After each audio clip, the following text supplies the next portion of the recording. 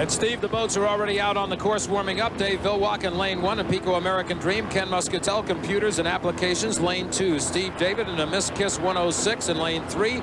Lane 4 is Jimmy King in Linwood Honda. Scott Pearson, Chaplains in lane 5. Mitch Evans in the Mill Bay Casino boat, lane 6. And the trailer boat will be the Miss Exide 2, Mike Jones. Now the pace boat is the last of the Thunder boats, the Mill Bay Casino.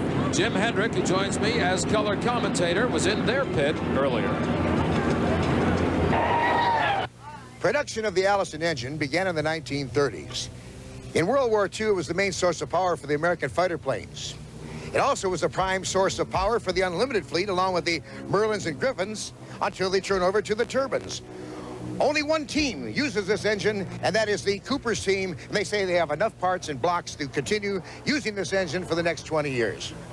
It's always fun to see those big Allison engines because they do make a lot of noise out there.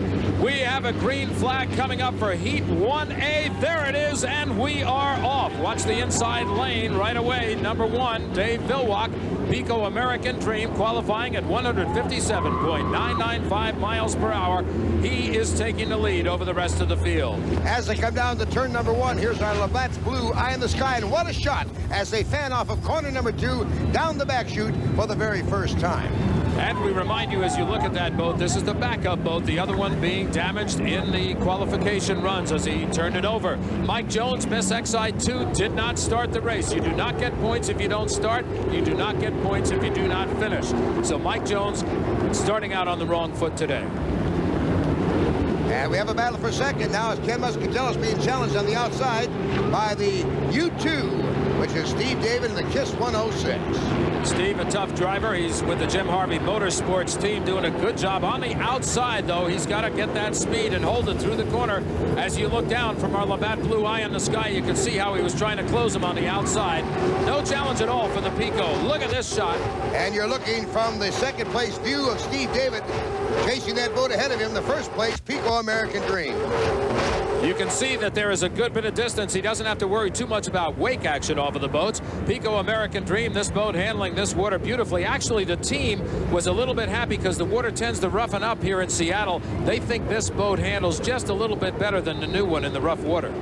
Speaking of rough water, you can see the white boat right about the center of your screen went through a lot of rough water. That's Ken Muscatel as he loses second place again to the U2, the Kiss 106 with Steve David. Now out in smooth water, leading the rest of the pack behind, with the exception of our lead boat, Pico American Dream. As we look at Steve David, the boat behind him was coming awfully close to that rooster tail out there. There's your Zodiac Sports Watches lap time of 133 miles per hour for the Pico American Dream. He qualified at better than 157 miles per hour, but he can slow it down now. He's paced out the field. He knows where second place is.